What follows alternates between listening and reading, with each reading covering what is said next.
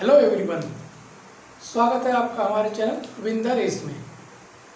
मैं हूं सूरज त्रिपाठी और आज का जो लेक्चर है वो है हमारा lecture number 4 of topic units and measurement. तो इसका मतलब है कि 3 वीडियो जो है इसके अपलोड किए जा चुके हैं। यदि आपने उन वीडियो को नहीं देखा है तो सबसे पहले आप उन वीडियो को देखिए, जिसके लिंक को मैंने डिस्क्रिप्शन बॉक्स में दे दिया है। पिछले लेक्चर में हमने डिस्कस किया था एप्लीकेशन ऑफ डायमेंशनल एनालिसिस और उसमें हमने पहला जो एप्लीकेशन था उसको हमने देख लिया था कि उस एप्लीकेशन का प्रयोग कैसे किया जाता है। आज हम लोग बाकी 2 एप्लीकेशन के बारे में पढ़ेंगे और उस पर कुछ न्यूमेरिकल प्रॉब्लम को भी सॉल्व करेंगे। तो आप सभी कॉपी पेन निकालिए और आज की वीडियो को हम लोग स्टार्ट करते हैं। तो सेकेंड एप्लीकेशन जो हमारा है इस डायमेंशन एनालिसिस का वो है conversion of one system of unit into another system of units।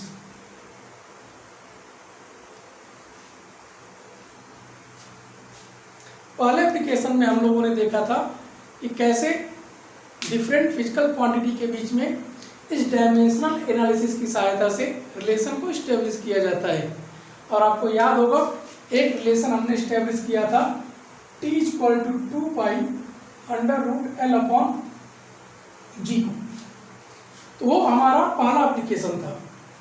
आज दूसरा एप्लीकेशन क्या है कि किस प्रकार से इस डायमेंशन एनालिसिस की सहायता से एक सिस्टम ऑफ यूनिट को दूसरे सिस्टम ऑफ यूनिट में हम लोग कन्वर्ट करते हैं।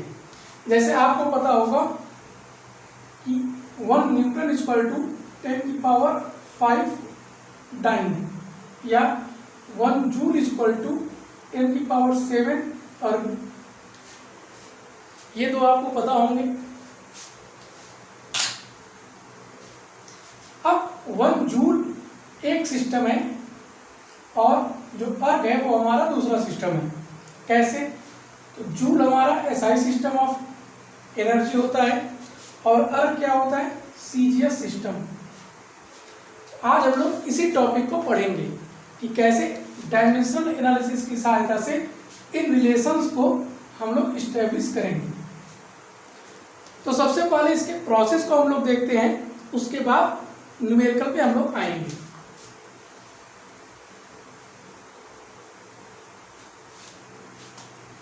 मान लीजिए एक फिजिकल क्वांटिटी आपके पास है Q और U1 U2 है हमारे यूनिट्स, N1 N2 क्या है? न्यूमेरिकल वैल्यू,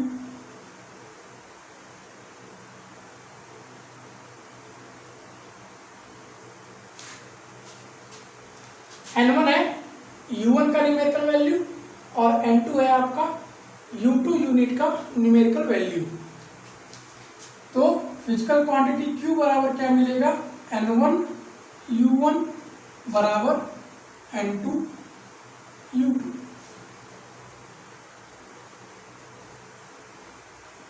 आप इसको कुछ इस तरह से रिलेट करिए, जैसे 1 kg बराबर होता है 1000 ग्राम।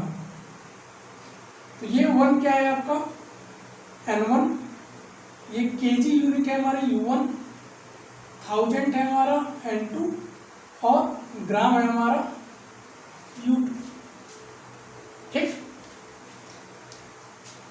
अब मान लीजिए जो फिजिकल क्वांटिटी Q है उसका डायमेंशनल फार्मूला होता है m की पावर a, l की पावर b और t की पावर c। क्योंकि हमें पता नहीं है कि ये फिजिकल क्वांटिटी Q है क्या, तो हम एक जनरल वे में लेके चलते हैं। ये हो सकता है m की पावर a है, l की पावर b और t की पावर c। तो U1 क्या मिलेगा, M1 की पावर A, L1 की पावर B और T1 की पावर C। इसी प्रकार से U2 मिल जाएगा, M2 की पावर A, L2 की पावर B, T2 की पावर C। तो इस U1 और U2 की वैल्यू को यहाँ पुट कर दीजिए, तो ये मिलेगा N1, U1 की जगह मिलेगा M1 की पावर A, L1 की पावर B, T1 की पावर C बराबर N2 M2 की पावर A, L2 की पावर B और T2 की power C।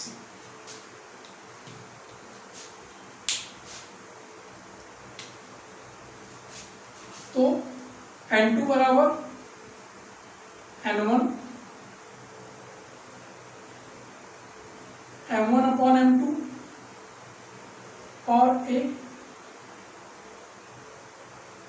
L1 upon L2 की power B, T1 upon T2 की पावर C। इस तरह से हम लोग कन्वर्ट करते हैं एक सिस्टम ऑफ यूनिट को दूसरे सिस्टम ऑफ यूनिट में। एक बार फिर से इसको समझते हैं। मान लीजिए आपके पास फिजिकल क्वांटिटी है Q और U1 और U2 दो यूनिट्स हैं डिफरेंट सिस्टम में। N1 और N2 क्या है, उन डिफरेंट सिस्टम में न्यूमेरिकल वैल्यूज हैं। तो Q बराबर होगा N1 U1 बराबर N2 U2। अब मान लीजिए उस फिजिकल क्वांटिटी Q की डायमेंशनल फॉर्मूला है M की पावर A, L की पावर B और T की पावर C। तो U1 क्या मिलेगा, M1 की पावर A, L1 की पावर B और T1 की पावर C। इसी प्रकार से U2 आप निकाल लेंगे। अब U1 और U2 की वैल्यू को इस वाले इक्वेशन में पुट करिए, आपको ये रिजल्ट मिलेगा। और फाइनली हमको N2 पता करना है कि एक जूल में कितने अर्ग, मीन्स N2 हमें फाइंड आउट करना है। तो हम N2 की वैल्यू को कुछ इस प्रकार से निकालेंगे। अब आइए इस पे हम लोग एक न्यूमेरिकल सॉल्व करते हैं, उससे ये कॉन्सेप्ट आपको और अच्छे से क्लियर हो जाएगा।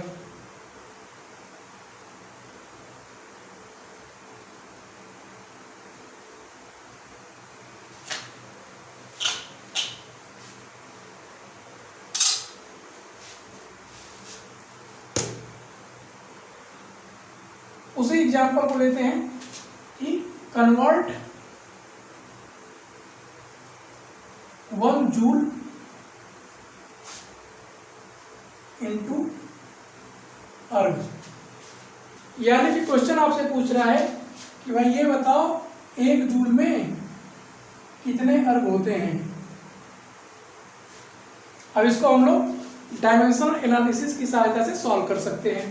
कैसे, आपको पता है जूल होता है हमारा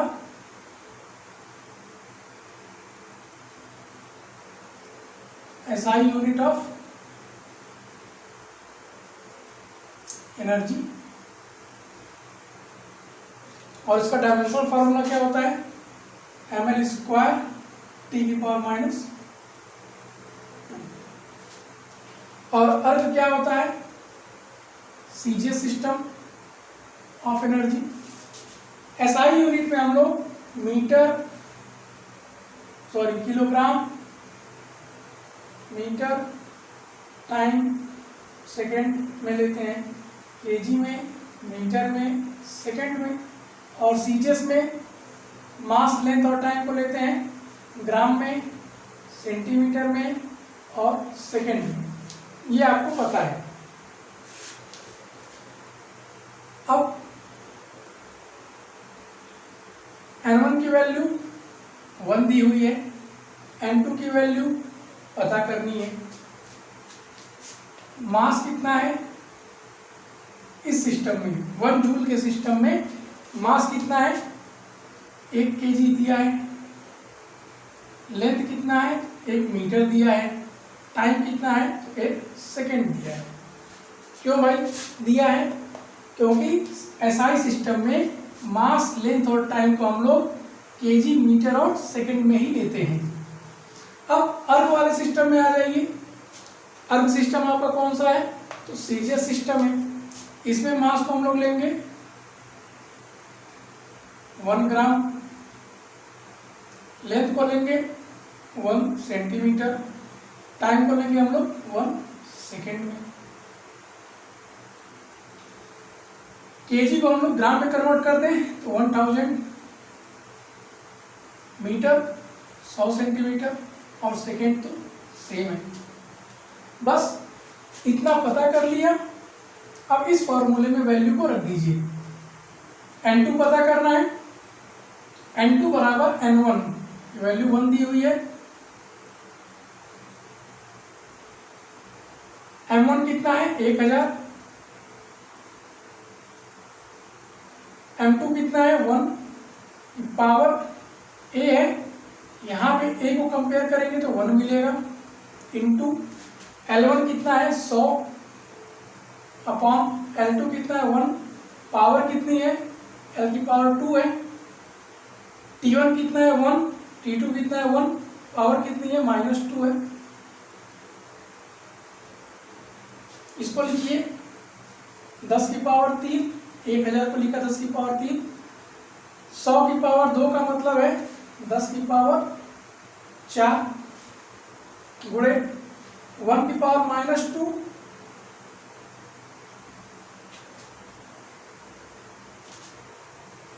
ये आ जाएगा 10 की पावर 7। ठीक, यानी कि N2 की वैल्यू आ गई आपकी 10 की पावर 7। तो 1 जूल बराबर कितना हो गया, 10 की पावर 7। और ये अप्रोच है आपका। पहले 1 जूल हमारा एक सिस्टम है। किस सिस्टम में है, एसआई सिस्टम में है। कन्वर्ट करना है अर्ग में। अर्ग क्या है, सीजीएस सिस्टम है। अब आपको पता है कि एसआई सिस्टम में मास, लेंथ और टाइम को हम लोग लेते हैं केजी, मीटर और सेकंड में, और सीजीएस सिस्टम में इन्हीं क्वांटिटी को हम लोग लेते हैं ग्राम, सेंटीमीटर और सेकंड में। 1 जूल में N1 की वैल्यू 1 है, मास 1 केजी, लेंथ 1 मीटर और टाइम 1 सेकेंड। N2 पता करना है, ये है आपका M1, L1, T1, M2, L2, T2। M2 आपका 1 ग्राम, L2 आपका 1 सेंटीमीटर, T2 आपका 1 सेकेंड, क्योंकि ये अर्ग आपका सीजीएस सिस्टम में दिया हुआ है। अब ये चीज आपको पता चल गई, आप इस फॉर्मूले में वैल्यू पुट कर दीजिए, रिजल्ट आपके सामने आ जाएगा। ये आपको समझ में आ गया होगा। अब एक और एग्जांपल लेते हैं जिसमें हम लोग सीजीएस सिस्टम को एसआई सिस्टम में कन्वर्ट करते हैं।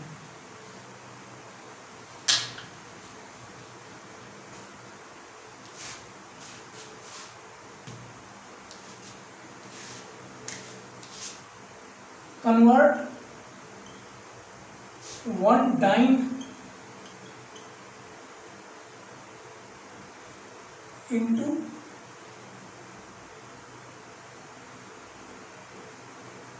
न्यूटन। यानी क्वेश्चन क्या पूछ रहा है, एक डाइन में कितने न्यूटन होते हैं। अब डाइन हुआ या न्यूटन हुआ, ये है आपका फोर्स का यूनिट, और फोर्स का डायमेंशनल फार्मूला होता है m/t⁻²। अब अगर इसको हम कंपेयर करें m की पावर a, l की पावर b और t की पावर c से, on comparing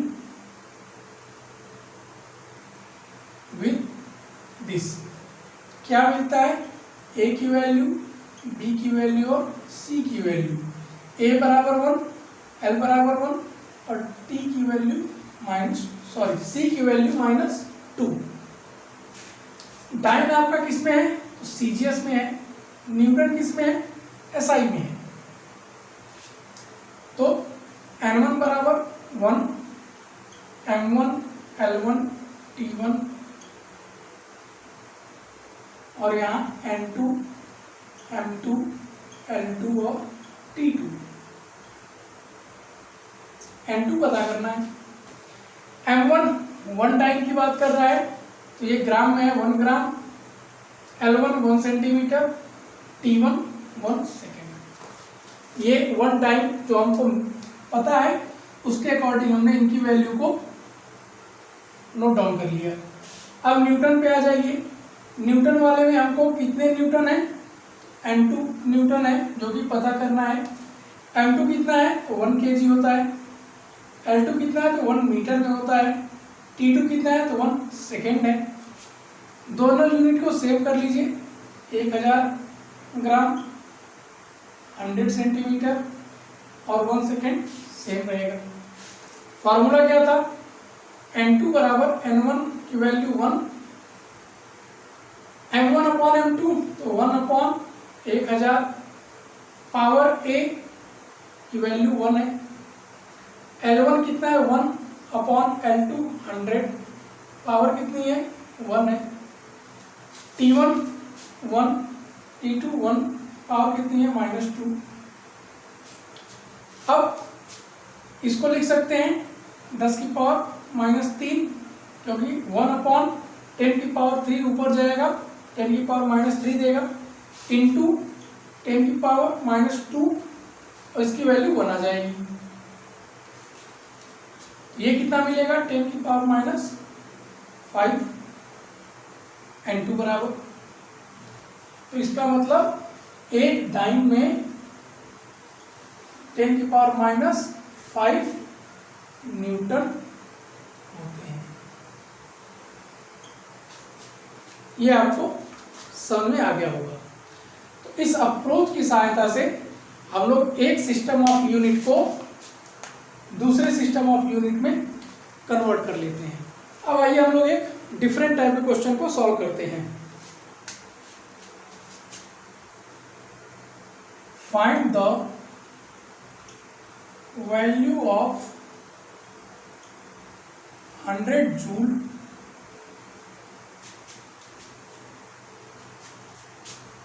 on a system which has 20 centimeter, 250 gram and half minute as fundamental units of length, mass and time। Question कर रहा है find the value of 100 joule on a system which has 20 centimeter, 250 gram and half minute as fundamental units of length, mass and time। means 100 joule की value एक system में आपको given है। अब ये दूसरे सिस्टम में इसकी वैल्यू किसके बराबर होगी, जब दूसरे सिस्टम में 20 सेंटीमीटर, 250 ग्राम और हाफ मिनट क्या है, फंडामेंटल यूनिट्स दिए हुए हैं। तो ये अच्छा क्वेश्चन है। अब इसमें हमको पहले सिस्टम के बारे में दो जानकारी पता है। पहली ये कि 100 जो है वो हमारा n1 की वैल्यू दिया हुआ है, और दूसरी जानकारी ये है कि जूल हमको दिया हुआ है, यानी कि SI यूनिट दिया हुआ है। और किसका है जूल, SI यूनिट वो है एनर्जी का, यानी कि एनर्जी का हमको डायमेंशनल फार्मूला पता है ml² T की पावर -2। यहां से हम लोग निकालेंगे A, B और C की वैल्यू को। A बराबर 1, B की वैल्यू 2 और C की वैल्यू है -2। n1 क्या हो जाएगा 100, m1 l1 t1। Joule SI unit में है तो ये चीज़ें आप पे चलेंगी। 1 kg बराबर 1000 ग्राम, 1 मीटर बराबर 100 सेंटीमीटर और 1 सेकेंड। N2 पता करना है, M2, L2 और T2।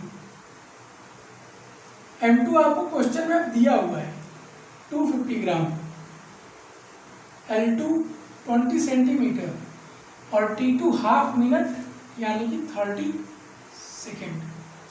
अब ये डाटा हमें गिवन है, तो N2 बराबर क्या हो जाएगा, N1 into M1 upon M2, 1000 upon 250, power कितनी होगी A, L1 upon L2 power 2, T1 upon T2 power कितनी हो जाएगी -2।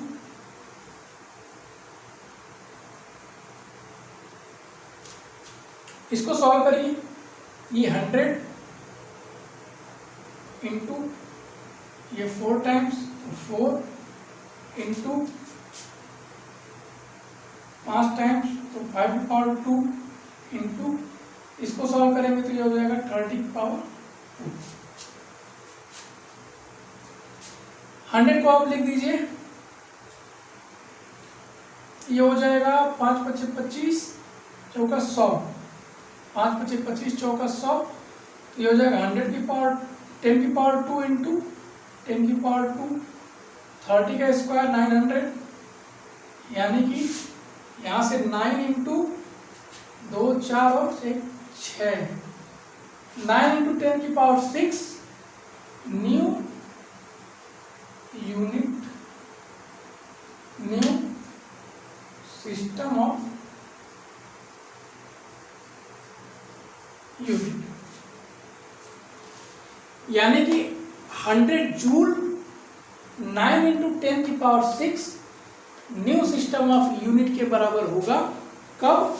जब आप इस सिस्टम में मास, लेंथ और टाइम को इस वैल्यू के अकॉर्डिंग फंडामेंटल यूनिट्स मानते हैं। अगर ऐसा मानते हैं तो इस 100 जूल की वैल्यू इतने न्यू सिस्टम ऑफ यूनिट के बराबर हो जाएगी। अब आइए हम लोग एक और क्वेश्चन ट्राई करते हैं। If units of force, energy and velocity are given as 20 Newton,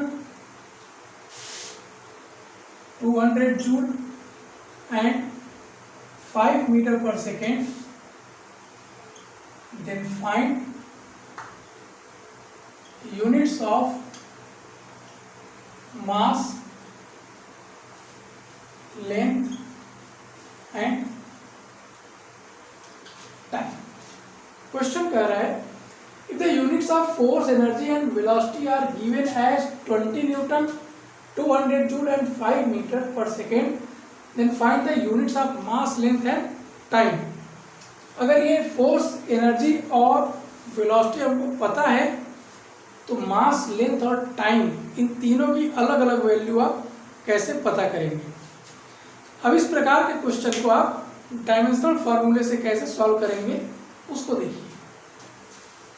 सबसे पहले हमको क्या क्या पता है, तो फोर्स की वैल्यू पता है, फोर्स यानी कि mL T⁻², और ये पता है 20 न्यूटन के बराबर है। एनर्जी पता है mL² T⁻², और ये दिया है 200 जूल। और वेलोसिटी क्या है, L T⁻⁻⁴ 5 मीटर पर सेकेंड। अभी हमने केवल जो डाटा दिया हुआ है उसको लिखा और जो क्वांटिटी दी हुई है उसकी डायमेंशनल फॉर्मूले को हमने लिखा हुआ। अब हमें पता क्या क्या करना है, मास पता करना है, लेंथ पता करना है और टाइम पता करना है। अब यहाँ पे ml t की पावर -2 है, यहाँ पे ml स्क्वायर t की पावर -2 है, यानी कि अगर E/F हम कर दें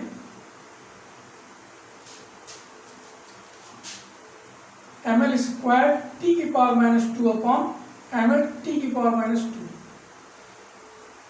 बराबर 200/20। m से m कैंसिल, t से t कैंसिल और नीचे की l की एक पावर जाके ऊपर की पावर को कैंसिल करेगी, तो ये मिलेगा l की पावर बराबर 10 मीटर। अब l आपको मिल गया, इस l को उठा करके यहाँ रख दें तो t मिल जाएगा। 10 इंटू टी की पावर -1 इक्वल टू 5/10,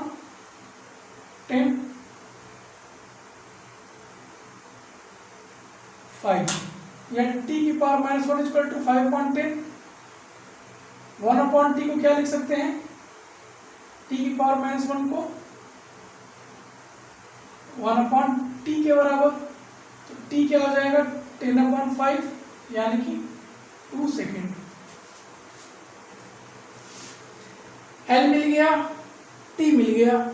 अब किसी एक में भी उठा करके इस वैल्यू को आप रख दीजिए, तो इस वाले वैल्यू में रखा जाए तो m l की वैल्यू 10, t कितना है 2 की पावर -2 बराबर 20, m बराबर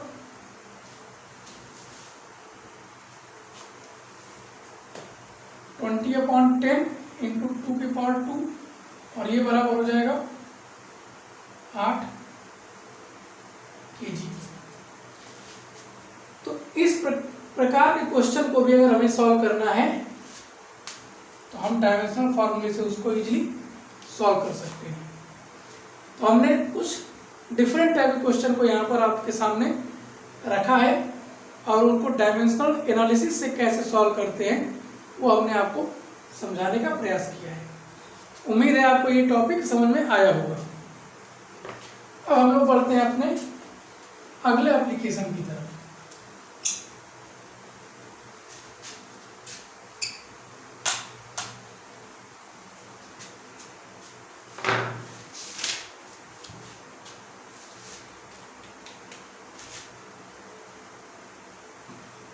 Checking the dimensional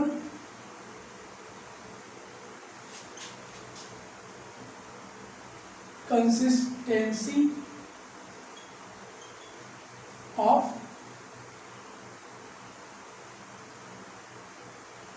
equation।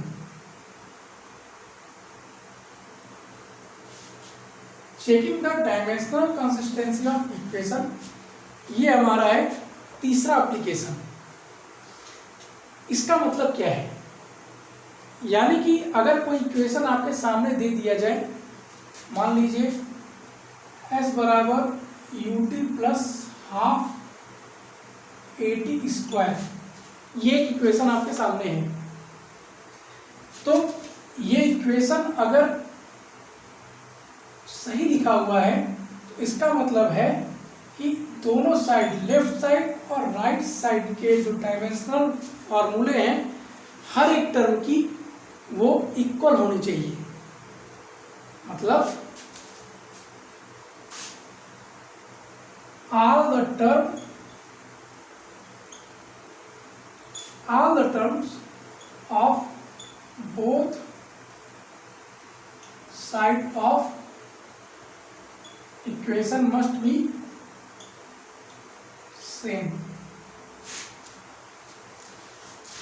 Equation के दोनों साइड में जितने भी टर्म हैं उनके डायमेंशनल फॉर्मूले सेम होने चाहिए। अगर ऐसा है तभी ये इक्वेशन आपका डायमेंशनली करेक्ट है, इक्वेशन आपका सही है, अदरवाइज इक्वेशन आपका गलत लिखा हुआ है।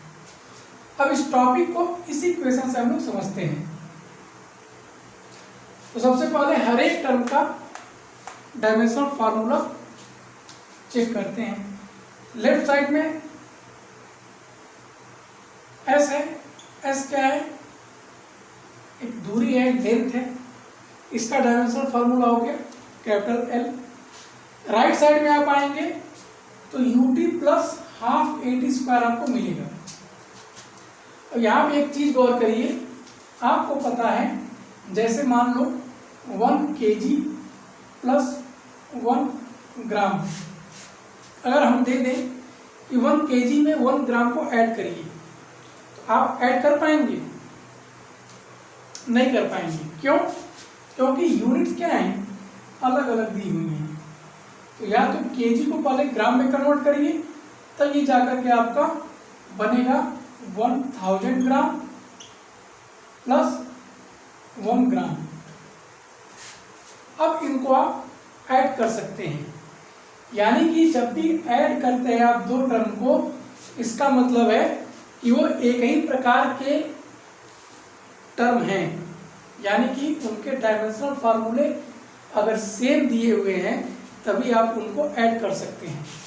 अब इसको भी देख लीजिए, अगर ये दोनों ऐड हैं इसका मतलब इस वाले टर्म का डायमेंशनल फार्मूला और इस वाले टर्म का डायमेंशनल फार्मूला सेम होना चाहिए, तभी आप उसको ऐड कर सकते हैं। जैसे इस एग्जाम्पल में अगर यूनिट आपने सेम कर दिया तो आप उसको ऐड कर लिए हैं। अब यूटी का राइट हैंड साइड में यूटी, इस टर्म का डायमेंशनल फार्मूला क्या होगा? यू क्या है, वेलोसिटी है, एल टी की पावर -1 है, टी क्या है, टाइम है, टी की पावर 1, टी की पावर -1 कैंसिल आउट, ये क्या दिया, एल दिया, half eighty square, half constant है, डायमेंशनलेस, कोई डायमेंशन नहीं है। ए क्या है, एक्सीलरेशन, एल टी की पावर -2 और टी स्क्वायर क्या है, टी की पावर 2, यहां से ये क्या निकला, एल। यानी कि इन दोनों ही टर्म का डायमेंशनल फार्मूला क्या है, एल है, इसी वजह से आप इनको ऐड किए हुए हैं। अब देखिए लेफ्ट हैंड साइड में जितने भी टर्म है, यहाँ पर एक ही टर्म है, उसका डायमेंशनल फार्मूला एल है, और राइट हैंड साइड में हर एक टर्म का, ध्यान रखिएगा, हर एक टर्म का डायमेंशनल फार्मूला क्या हुआ है, एल ही दिया हुआ है। इसका मतलब है ये जो इक्वेशन है एस बराबर UT plus half eighty square, ये करेक्ट इक्वेशन है, डायमेंशनली करेक्ट है। अब एक इक्वेशन हम लोग और लेते हैं।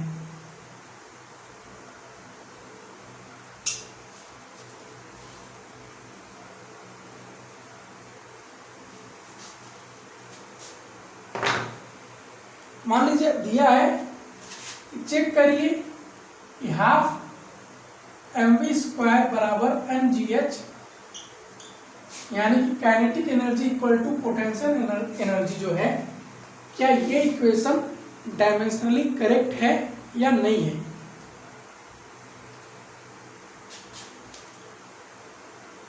तो इसको सॉल्व करने के लिए हम दोनों इस साइड के डायमेंशनल फार्मूला को चेक कर लेते हैं। अब इस साइड में m g क्या है,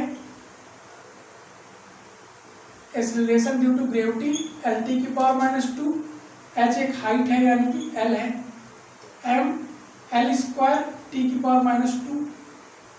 इस साइड में देखिए हाफ का कोई डायमेंशन नहीं, m v स्क्वायर का मतलब एल टी की पावर -1 का स्क्वायर, यानी कि m l स्क्वायर टी की पावर -2, और ये दोनों इस साइड में डायमेंशनल फार्मूला क्या हो गए, सेम है, यानी कि ये जो इक्वेशन आपका दिया है चेक करने के लिए, ये डायमेंशनली करेक्ट है।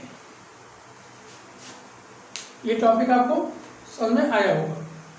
अब आइए इन्हीं कॉन्सेप्ट पे हम कुछ अच्छे क्वेश्चन को सॉल्व करते हैं।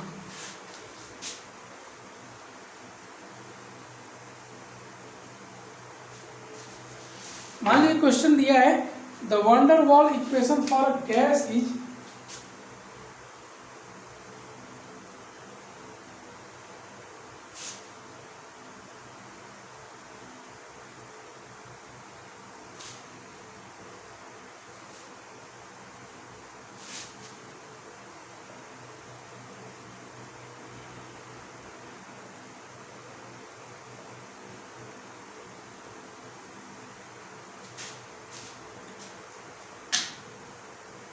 Determine the dimension of A and B.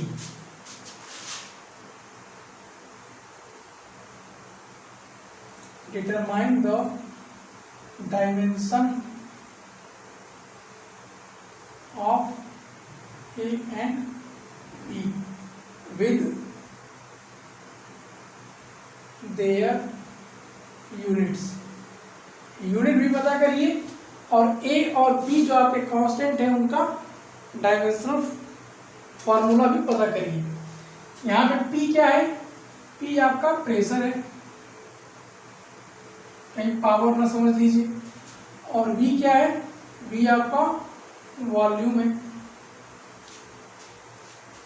अब इस इक्वेशन में हम ए और बी के डायमेंशन को कैसे पता करेंगे?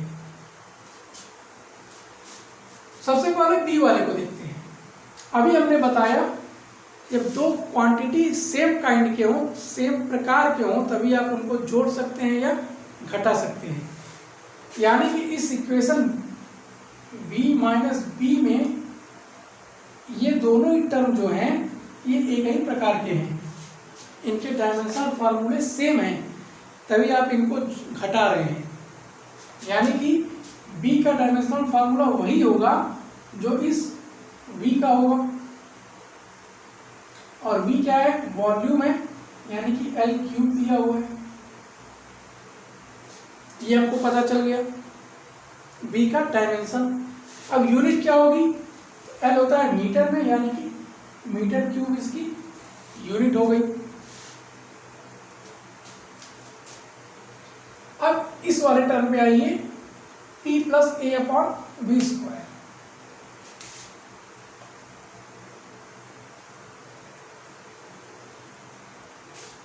यहां पे v क्या है?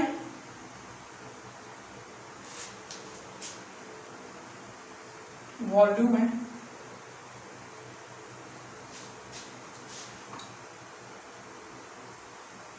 इस वाले टर्म में भी आप इसी कंसेप्ट को फॉलो करिए कि P एक टर्म है और a अपॉन वी स्क्वायर जो ये आपका दूसरा टर्म है। और अगर ये दोनों जुड़े हैं, इसका मतलब इस टर्म का डायमेंशनल फार्मूला और इस टर्म का डायमेंशनल फार्मूला सेम है।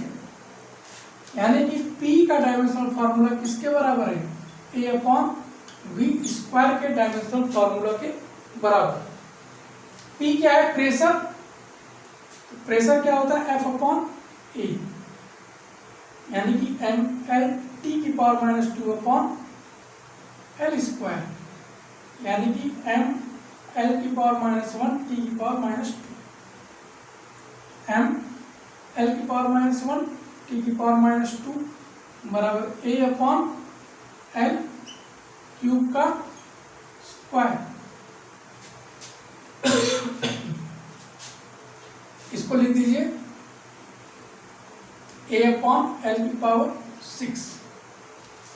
a पता करना है, इसको इधर मल्टीप्लाई कर दीजिए, m एल की पावर माइनस 1 t की पावर माइनस 2 इंटू एल की पावर 6, और ये रिजल्ट क्या देगा? m एल की पावर 5 t की पावर माइनस। ये हो गया a का डायमेंशनल फार्मूला। यूनिट क्या बनेगी?